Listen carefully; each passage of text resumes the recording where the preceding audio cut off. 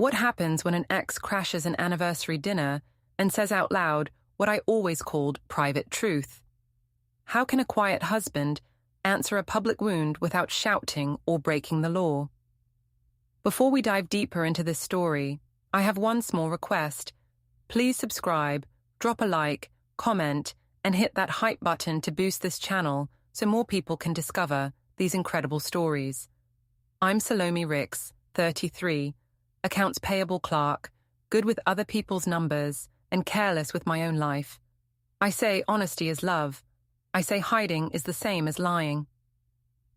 Marcus Hale, my husband, is 35, a logistics man who moves boxes like he moves days. Quiet, straight, on time. He prefers calm. I prefer attention.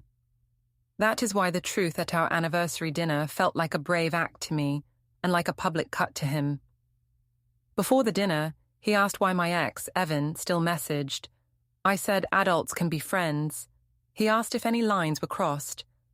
I said transparency prevents cheating, so we were fine. He asked me to slow down on posts. I said people who love me should not fear comments. He went quiet. In my book, his quiet meant control, not care.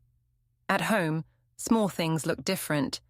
2 mugs dried on opposite counters like strangers. The guest bed stayed too neat. A thin binder labeled utilities felt heavier than bills. On the wall planner, a neat blue circle sat over Tuesday with the note, Downtown 925.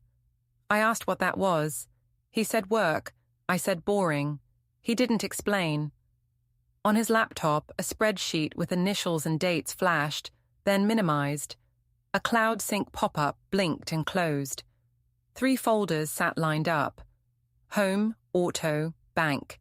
He called it organizing. I called it drama. Dax, my brother, said bold women must own the story. Taryn at work said the terrace by the river would look great on camera.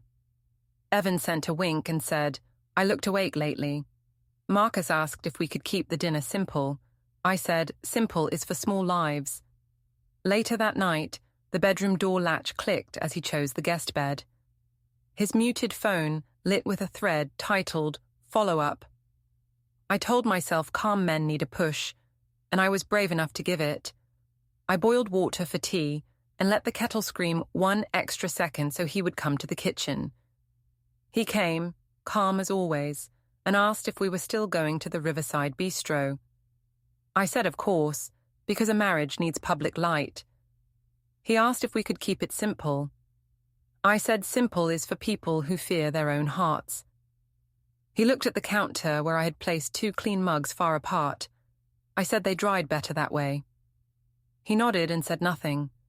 His silence made me feel big and small at the same time, so I chose big. He asked again about Evan's messages. I said adults can be friends after a breakup, and friends sometimes check in. He asked if I was hiding anything. I said, hiding is lying and I do not lie. He asked if I could mute notifications at dinner. I said, people who love me do not fear comments. He rubbed his thumb along the rim of his mug like he was checking for a chip. I called that controlling in my head, then called it caring, then pushed both thoughts away. I opened the fridge and left the door wide so the light made a little stage. I talked about radical honesty and how it keeps couples strong. He asked if honesty means telling Evan every small detail. I said, honesty means not pretending Evan does not exist. I said pretending always breaks later. He rinsed a plate and set it upright to dry. I watched the water slide and wished he would argue big so I could win big. He never does. On the wall planner, a neat blue circle sat on Tuesday with the note Downtown 925. I traced the circle with a fingernail and asked what that meant. He said work, quick stop. I asked what kind of stop. He said scheduling. I said scheduling is just picking a time. Why write it down? He said writing helps him remember. I laughed and said phones remember for us. He said he prefers pen for private things. The word private hit the air like a coin on glass. I took my phone and sent a selfie to Dax with a caption draft that said honesty first. Dax wrote back that the terrace would love me. and that I should own the story before anyone else does. I liked that. I messaged Taryn to confirm the bistro had good lighting near the river rail. She sent a photo of last week's date crowd and wrote that the camera eats the skyline. She added a winky face and asked if Evan still trained near our block. I said maybe. I enjoyed the way the word maybe felt in my mouth, bright and simple. When I walked past the study, his laptop screen glowed with a spreadsheet, initials and dates in neat columns. He pressed a key when I entered, and the screen flipped to our bank login. A cloud sync pop-up blinked in the corner, file uploaded successfully, and faded. 3 folders sat in a row on the desktop: home, auto, bank. I said he was nesting. He said he was organizing. I said organizing is drama in slow motion. He did not bite. He smiled at Lily's drawing on the wall and said we should frame it this weekend. I said we would, after the dinner buzz. The guest bed in the spare room was made so tight it could hold a coin flip. I smoothed the quilt anyway. The pillow smelled like clean detergent, and that made me think of hotels and how easy it is to start again anywhere. I stopped that thought because it sounded like a post, not a life. In our gallery on the phone, I swiped for a rehearsal photo and paused on a cropped image of a document corner on our dining table. The edge looked important, even though I could not read it. I closed the app and told myself he was filing warranties. He likes manuals like other men like bikes. He asked if we needed groceries for Lily's lunch. I said I would pick something after work Monday. He asked if I could put it on the shared list. I said my brain is the list. He said his is too, but he uses paper because he trusts paper. I told him paper is slow. He said slow is safe. I said safe is boring. He looked at my face like he was taking a measurement no one else could see. Evan sent a message under a single emoji because I saved his contact that way, to keep the screen clean. He wrote that the terrace by the water always woke me up. I wrote that I felt very awake lately. He wrote that he was glad. Marcus saw my smile and asked if work had good news. I said yes, people value what I bring. He said he did too. I said he should show it more often. I stepped onto the balcony and took a quick sky shot, then tried a caption about how honesty is a gift. I did not post it yet. I wanted the timing to feel like a reveal, not a lecture. Inside, he rolled up a small stack of mail and set it in the blue tray.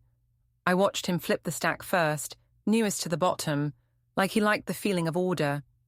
The smell of printer toner drifted from the study, even though the printer was quiet. I said the printer smelled warm. He said he had printed nothing. I said maybe a neighbor's printer shared air. He said maybe. Ruth texted the family thread that Lily fell asleep early after her bath. She added a note about keeping routine steady this week. I read it as a warning and typed that we were steady. She sent a heart. The heart looked more like a stamp than a hug. I told Marcus my plan for the dinner. A small toast about how we do not hide tough things. He asked if a toast was necessary. I said yes, because people need models for real life. He asked if real life needs guests. I said guests keep us honest. He asked who the toast was for then. I said it was for us. He said it sounded like it was for them. I called that a rude line and said he was twisting my meaning. He said he wanted a quiet night. I opened the drawer near the stove to grab a pen and found a thin binder labeled Utilities. I lifted it and felt weight that did not match simple bills. I opened it and saw envelopes, a clipped packet, and a small sticky note inside the cover. Bring forms. I asked what forms. He said service forms for the heater. I said the heater works. He said winter is coming and preparation saves trouble. I asked why the binder was thick. He said, bills pile up. I said, so do feelings. He did not answer. Night came faster than my mood. I laid out to dress and took a mirror photo. I sent it to Dax. He wrote that the color was power.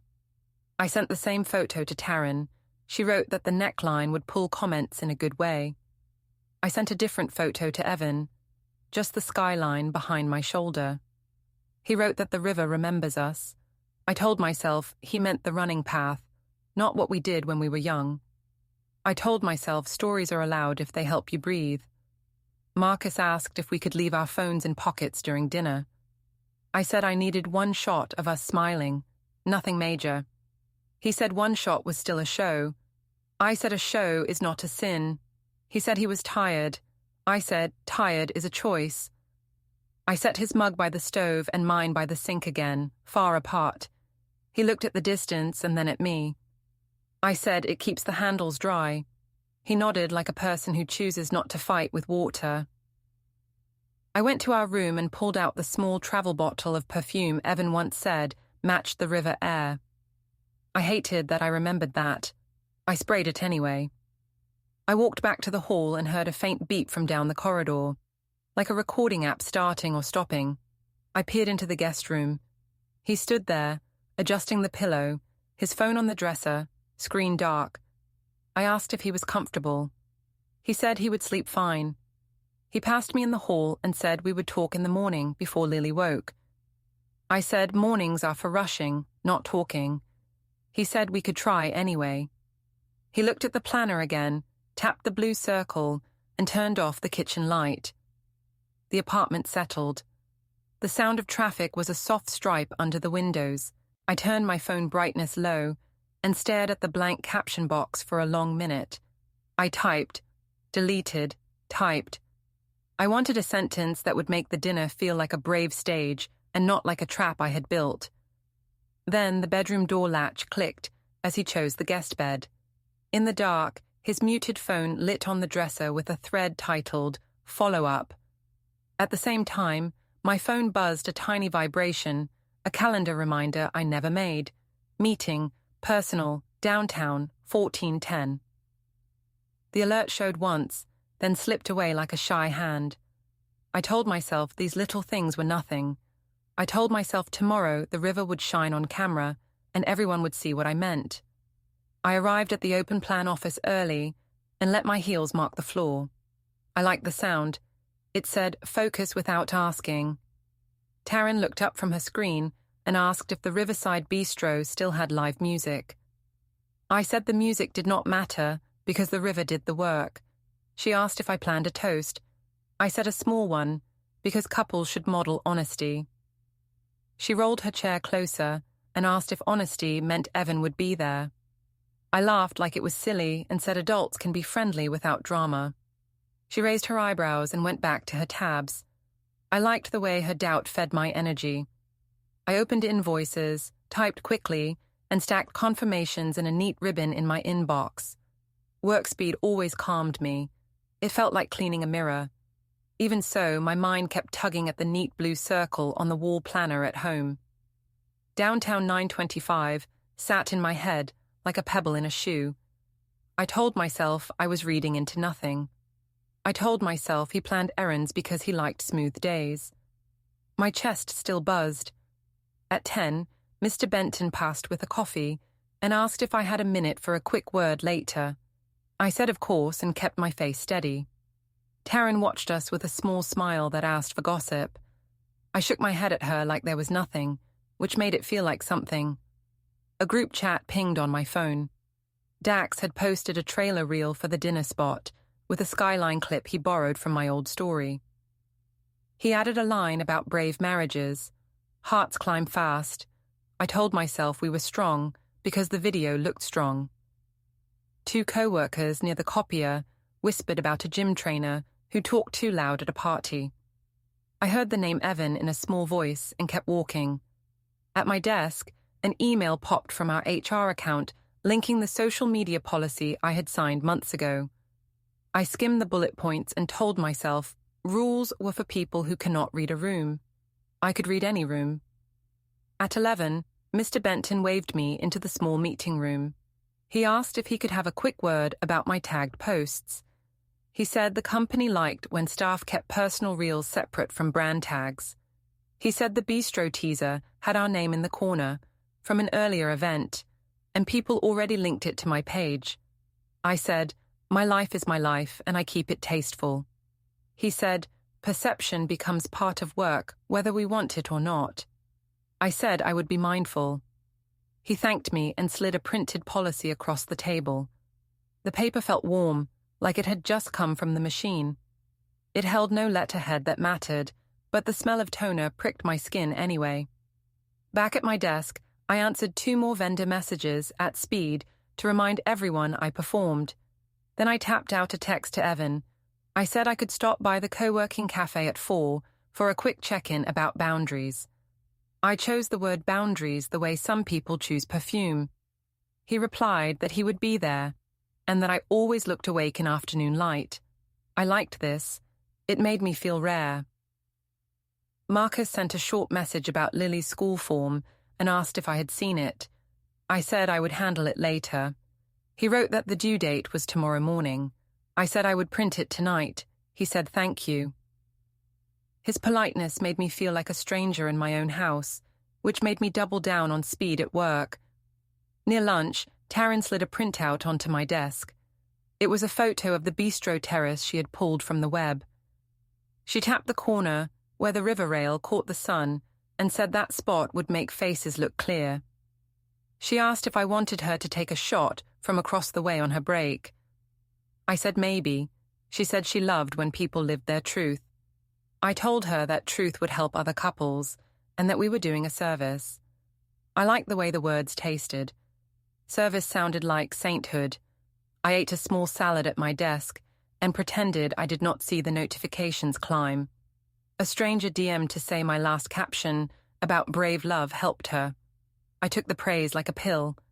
It soothed me for a second, then wore off. At 3:45, I walked to the co-working cafe with my shoulders back. Evan stood by the window with a paper cup and that relaxed posture he always used when he wanted to look safe and dangerous at once. He asked how the anniversary plan felt. I said I was keeping everything honest. He asked if Marcus was on board. I said he believed in calm, and I believed in light, and both could sit at one table. Evan asked if we would ignore our history or use it. I said, history is a teacher.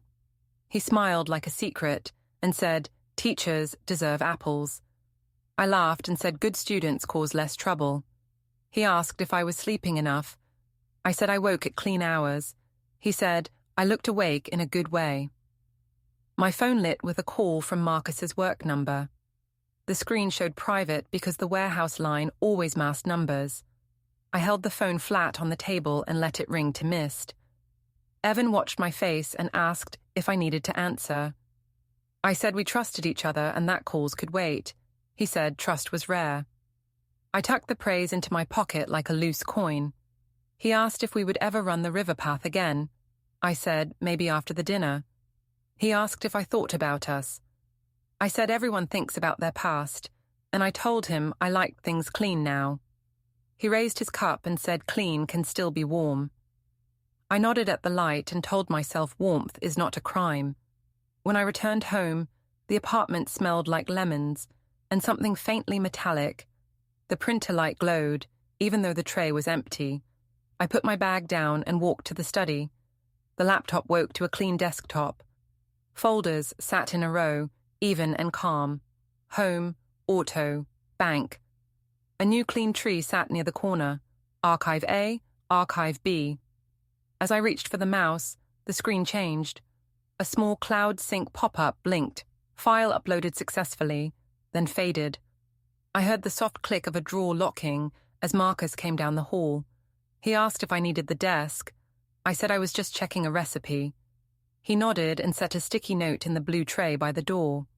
It said, "Bring forms," in his neat hand. I asked what forms. He said, school forms for Lily and a couple of house things. I said, house things always grow when people are bored. He said, house things grow when people forget. I said, I do not forget. He said, he knew. His calm felt like a mirror that only showed me, and I did not like the picture today. I walked to the kitchen and found 2 mugs drying far apart again, handles pointing in opposite directions. I moved them closer for a second and then apart again. I could not decide which story I wanted to tell. Dax texted that the bistro had live music and that I should stand where the river lights frame my face. He said he could cut a reel in under an hour if I gave him a clean clip. I said we would see. He sent 3 fire emojis. I watched the little flames blink and wondered why symbols sometimes fed me better than food. Ruth sent a brief message that she could take Lily on Sunday if we needed rest.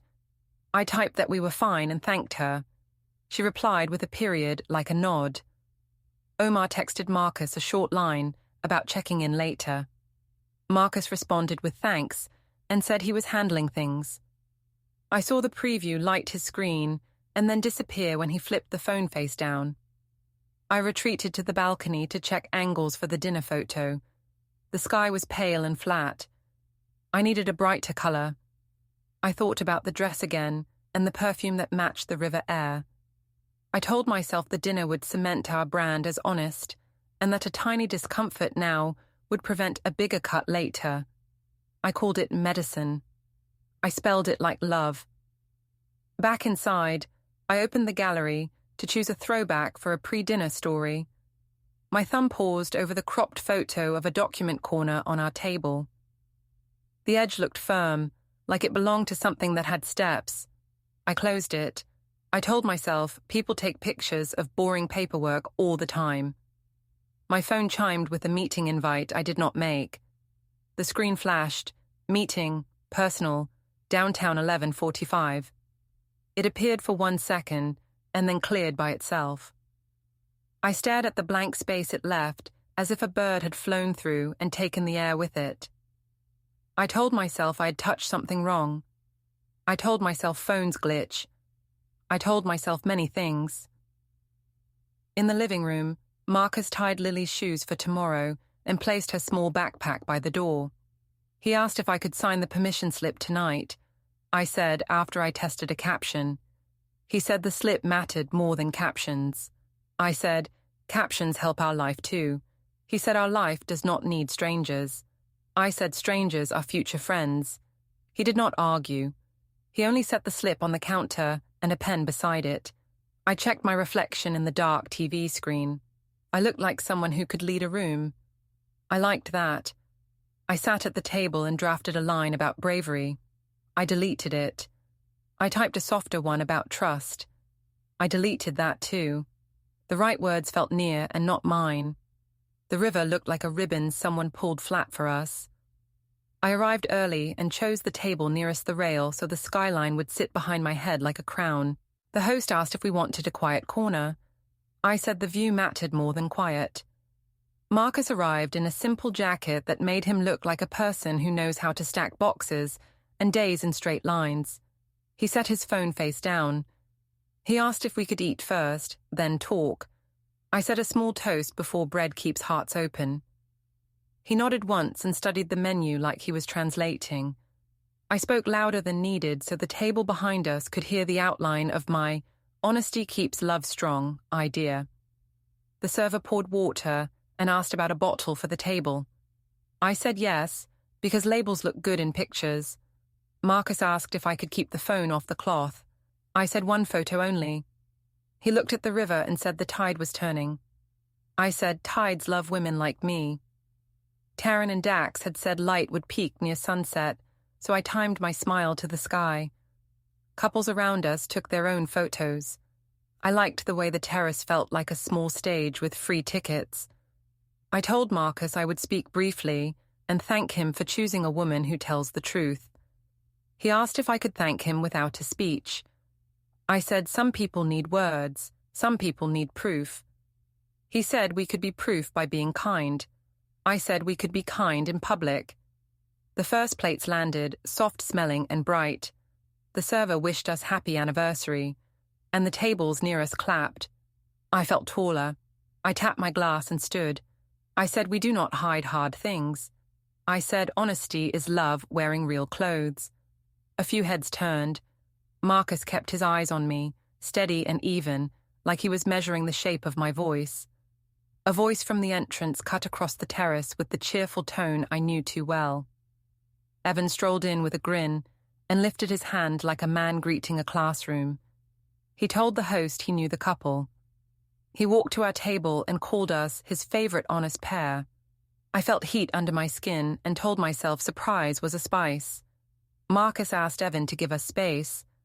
I said we could be grown-ups at one table for 1 minute. Evan tapped a spoon to a glass and asked the room for a toast for brave love. The room cheered because rooms do not know context. Evan said some anniversaries are lies and some are real. He said ours was real because we never pretended we were strangers. He said he was proud we were still real. He said we still fit, and the words still fell like cutlery. A woman at the next table stopped mid-bite. A man across the aisle glanced at his camera app.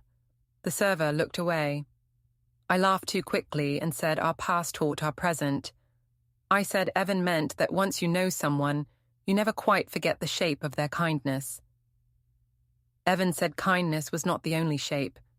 He smiled like a person who plays with matches. Dax lifted his phone.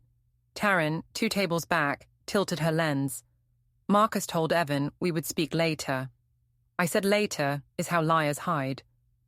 Evan said he hated hiding.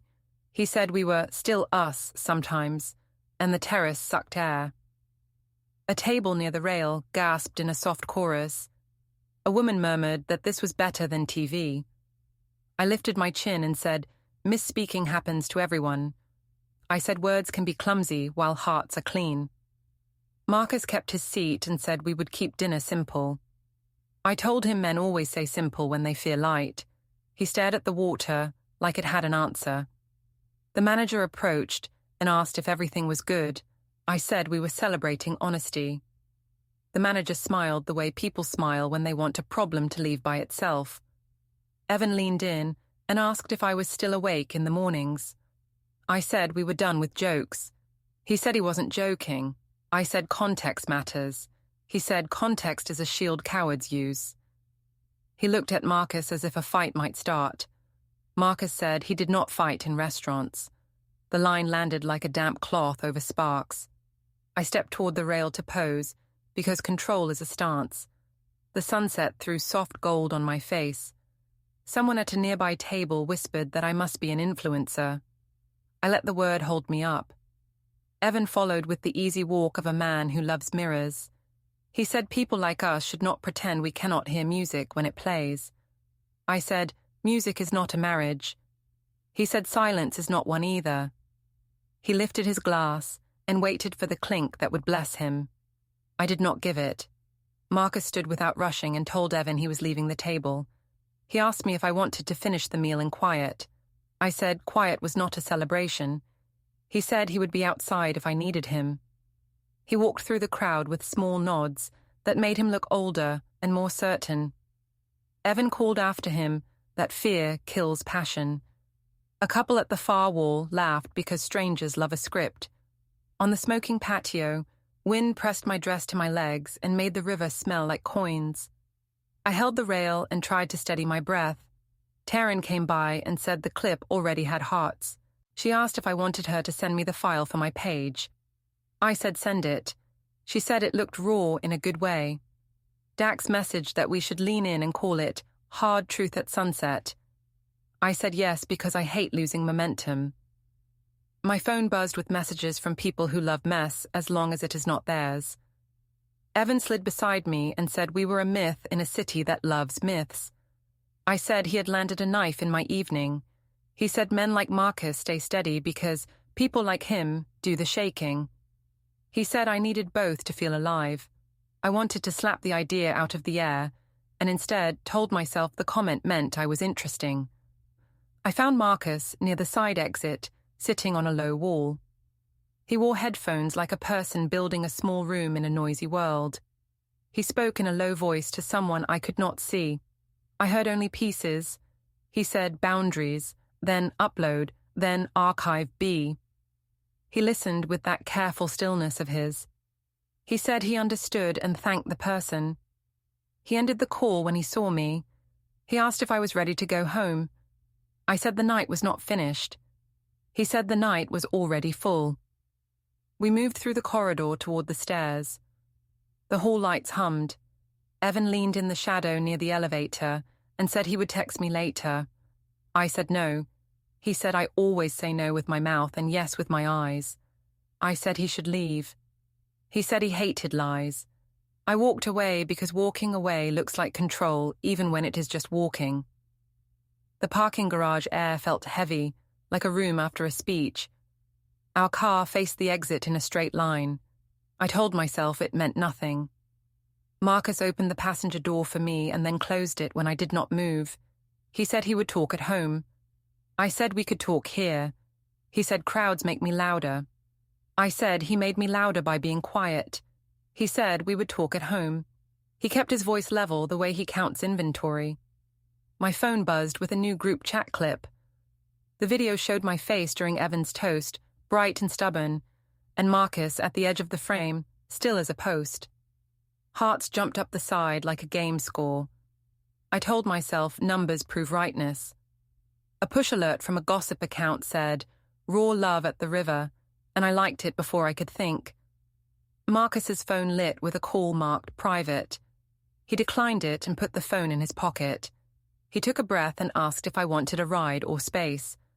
I said I wanted him to fight for me with words. He said fights are easy and repairs are hard. I said repairs start with a winner. He said families start with respect. I leaned on the cool rail and tutored myself to calm. The manager wheeled a bus tub past and gave us that glance staff give when they want to know if a mess is leaving. Evan's figure crossed the row of cars, heading toward the upper ramp. He lifted a hand without looking back, as if he had thrown a stone and was already bored of the splash. I checked my phone again and watched two comments change tone from cheer to debate. One said I was brave. One asked if I was cruel. I began to write a caption about honesty, then deleted it. The garage lights buzzed like a low chorus. Marcus set his hands on the roof of the car, as if gathering balance from metal. We met Ruth and Omar at a family restaurant with long tables and syrup bottles that made everything look sweet, even when it wasn't. Ruth rose and kissed my cheek with correct pressure. She asked if we slept well. I said we celebrated, honestly. She said routine helps children. Marcus thanked her for the reservation. I set my phone near the bread as if it were a flower. I tried to own the room before anyone else did. I said last night proved we are not the sort of couple who hides. I said bravery lives in daylight. Ruth folded her napkin into a neat bar and said daylight is for gentle things. Omar asked Marcus if work had been busy. Marcus said he was glad for quiet shifts. I told myself that was a dig and then told myself it wasn't. My head does that, turns mirrors into knives and back again. Lily tugged my sleeve and asked if the river was cold. I said the river was fine. She asked if Mommy sleeps at 2 houses, now that my gym friend still likes me. The table air tightened like plastic. I laughed too quickly and said, hugs are not sleeping. Ruth shifted Lily closer to her side and said, boundaries protect children. I said boundaries are fear dressed as rules. Omar took a slow breath and said he would not take sides. Marcus thanked him. The word thank you sounded like a wall. The server poured coffee. I talked about modeling truth for the next generation. Ruth asked if truth could be soft. I said, soft truth is just delay. Lily asked if Daddy will leave if people clap too loud. Marcus said families choose steady steps. I said, applause means love. Ruth's eyes said stop without the word. We walked to the park after pancakes. The swing squeaked like small doors. 2 parents near the slide paused their talk when we passed. I said we were stronger than ever. Marcus said records matter more than noise. I asked what records meant. He said nothing else. Lily asked if we could dance like at the bistro. I said maybe later. She asked if later means never. I did not love that mirror. At the supermarket, the fluorescent light felt like a test. A neighbor from our building stood by the apples and watched us with a soft frown.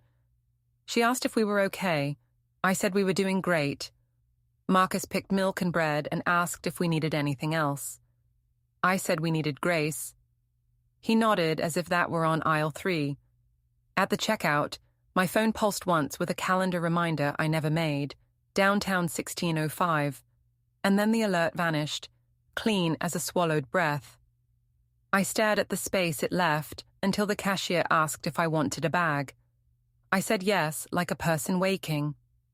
Back home, the hallway smelled like warm plastic and lemon.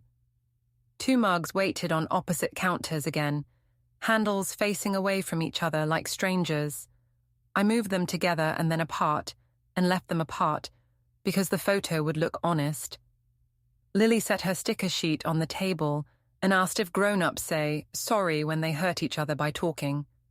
I said we were adults. We fix things better than sorry. Marcus said sorry is a start. I said captions help more. I drifted toward the study.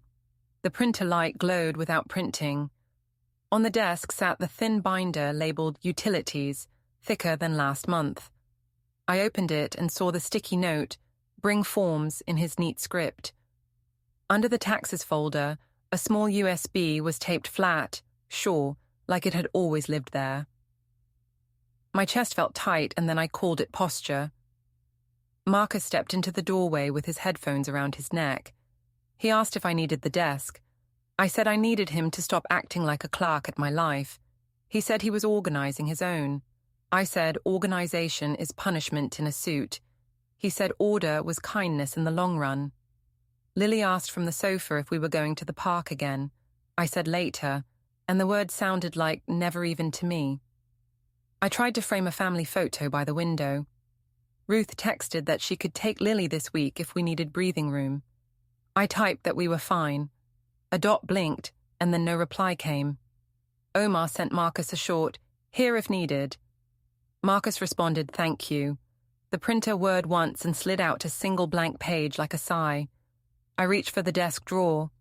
It locked with a small final click. Marcus turned the key in his palm and placed it on his ring. A new, unfamiliar key shone among the others. I asked what that key was for. He said storage. I said storage for what? He said not urgent. I hated the way not urgent felt like a curtain. I took Lily to her dance class at the community hall and planned a gentle photo for later. The hall smelled like dust and mats. Parents leaned on the wall and pretended not to look at phones. I asked Marcus to stand with me for a quick picture. He said we should focus on Lily's routine. I said a family picture shows support. He stepped aside toward the notice board and put on headphones like he was moving into a small, quiet room. His lock screen flashed for a second before he closed it. A small alarm slid across. It read, Paper drop 0850. He dismissed it with one thumb and watched our daughter stretch. After class, Lily wanted stickers, so we stopped at the pharmacy. A neighbor from our building waited 2 spots ahead and gave me that pity smile people think looks kind. She asked if we were okay. I said we were great. She said hard weeks pass with gentle voices. I said I was the gentle one. Marcus thanked the cashier and handed Lily the sticker pack. The way he kept his tone level made me feel like I was shouting, even when I was not. Back home, I arranged cushions and tried for a warm shot on the couch. I asked Marcus to sit close so I could post a quiet carousel. He said he had to answer an email first. He walked to the study. The laptop woke, and a small cloud popped in the corner, file uploaded successfully, and faded. On the desktop, 3 folders sat in a neat row. Home, Auto, Bank. A clean tree labeled Archive A and Archive B flashed open and closed as my reflection moved in the screen. The desk drawer clicked as he turned the key. The sound was not loud. It still felt like a door shutting. I followed him to the kitchen and said he was punishing me with order. He said order helps us breathe. I said order steals oxygen. He said anger steals it faster. I said last night was truth and saved us from lies. He said last night was humiliation. I said he was rewriting history. He said he was writing down steps. We stood like 2 people speaking to separate walls. Lily asked if we could go to the park again. I said later. Ruth texted that she could take Lily for the afternoon. I typed that we were fine, and then erased the message and typed yes. Marcus tied Lily's shoes and thanked his mother with a short reply. I felt invisible and told myself invisibility is what cowards see when brave women take the light. When the door closed, the apartment made a new sound. The shredder in the study hummed once and stopped. I walked in and found the thin binder labeled Utilities on the shelf, thicker than last month. I opened it. Under the taxes folder, a single USB was taped flat, steady. Inside the cover, a sticky note read, "Bring forms," in his neat letters.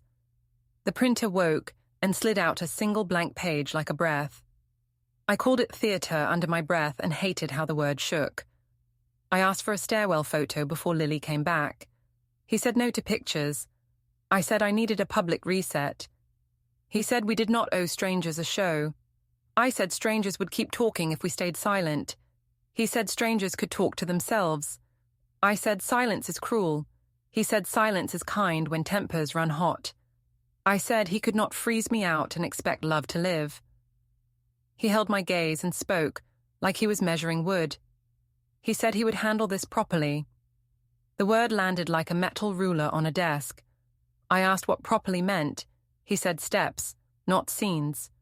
He said no more surprises, no more sudden speeches, and no more turning family into content. I said I wanted details. He said I would see them when it was time. I said time is a trick. He said time is how we stop breaking things. He picked up his keys. A new, unfamiliar key shone on the ring. I asked what it opened. He said storage. I said storage for what? He said not urgent. He put on his jacket and moved toward the door. I followed into the stairwell where the light was soft and the air cooler. I said he could not talk to me like a meeting agenda. He said we had a child, and we would do the next part with care. I reached for his sleeve. He stepped back without heat and repeated the word properly. He walked down the stairs with measured steps that made no echo. I stood on the landing and listened for the elevator. No elevator came, only the small house sounds, the fridge line ticking, the printer settling, the shredder cooling. I went to the parking garage because I wanted a picture of us getting into the car later, even if it was just me and a caption hinting at peace. His car faced the street in a clean line, a thin labeled bin already in the trunk. He adjusted it and closed the lid gently, like people do when they respect objects more than words. On my phone, Dak sent 3 new caption ideas about brave love at any cost. Taryn sent the raw clip from the terrace, saying it had good reach. I typed, "That reach is not a life," and then deleted the sentence. Omar messaged Marcus on a thread I glimpsed earlier. A preview slid across my lock screen, follow-up, and disappeared when I tapped too late. We drove back up. Lily and Ruth arrived minutes later with a paper crown from the craft table. Lily asked if a crown fixes fights. I said crowns make people remember who they are. Marcus said crowns are for plays. I said life is a play if you are brave. He did not answer. I chose the bright coat because bright things look like hope in lobbies. The office tower had polished floors and soft air that smelled like plants. I stood near the directory and practiced a warm face for a photo I planned to post after lunch. I told myself we would reset with soup and 2 easy sentences. Omar waited by the windows with his hands in his pockets, pretending to read a map. He nodded once at Marcus when the elevator opened. Marcus stepped out in the simple jacket he wore on hard days. He looked rested in a way that was not sleep. He said now was a good time to be clear. I said clarity loves coffee. He said clarity should not need coffee. I said I had a soft apology if that helped. He said patterns mattered more than apologies. Omar drifted back, giving space without leaving. I lifted my phone and then lowered it because something in the air felt formal. A woman in a standard suit approached with a slim folder and a neutral face. She asked if I was Salome Rix. I said yes. She asked me to confirm my address. I did. She said she had documents for me. She handed me the packet and explained, with simple phrases, what it was. The packet contained a divorce petition and a request for temporary financial and possession orders. It included an initial custody schedule for Lily, a clear alternating pattern with times and places. Her tone did not cut, it measured. She said the next steps and dates were inside. She asked if I had questions about receiving them. I said I did not understand why this was happening here. She said public service keeps things clean. She nodded once and stepped away. The lobby kept moving. A stroller rolled past. A security guard spoke into a small radio. The light from the doors made a white stripe on the floor. I looked down at the first page and saw our names inside steady boxes. They did not care about my captions. They did not ask for likes. They looked like a line drawn with a metal ruler. I told Marcus that the terrace scene was courage. He said it was humiliation. I said Evan spoke badly, and I tried to fix it. He said the pattern was older than one night. I said we could forgive and forget if we chose love. He said we would follow the process in the packet. I said he was scaring Lily with distance. He said boundaries protect children. He spoke like a person leveling a shelf no one else could see. My phone buzzed with a text from Ruth that Lily was with her, building a paper city, and that lunch was soon. The words landed like a hand on my shoulder and then slid off. Dax sent nothing. The chat that had cheered my terrace moment stayed quiet, like theatre after lights rise. I tried to step closer. Marcus took half a step back and said all contact would now be through proper channels listed in the packet. He said pick-up and drop-off times were there. He said temporary instructions about accounts, and the apartment were there too. I said I was not a danger. He said the orders were neutral and temporary. He thanked the woman who had served the papers.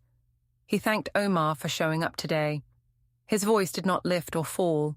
It stayed even, like the ledge of a good table. I said he should have told me at home. He said home had become a stage. I said stages make people brave. He said stages made me cruel. I said I still loved him. He said love without respect broke us already. I said I could change. He said change is actions, not captions. People kept walking around us, polite and quiet. The plant wall made the air smell like watered leaves. Somewhere behind me, a copier started and stopped. I saw for a second our kitchen, 2 mugs on opposite counters, the thin binder labeled utilities, the sticky note that read, bring forms, the USB under taxes, the clean desktop tree Archive A and Archive B. They had been steps, not decorations.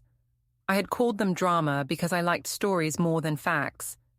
He said he would pick up Lily at the time listed and return her at the time listed until the court date. He said we would both follow the schedule. He said he would keep things calm and use the contact method in the packet. He said he wished for peace. He did not promise it. He looked at me not with anger and not with pity, but with distance that had been earned. The woman in the suit returned and asked for a quick signature to confirm receipt. I signed on the small pad. The line of my name looked stiff and clean. She thanked me and moved away. I held the packet like a gift bag that had the wrong gift inside. I said I had planned a photo after lunch to show we were fine. He said we were not a page. He stepped toward the elevator and pressed the button. Omar stayed near the windows, watching the street. I said this was not how I wanted our story to go. He said stories follow choices. Don't forget to hit like, subscribe, and turn on the bell so you don't miss the next story. Write in the comments from which city you are watching.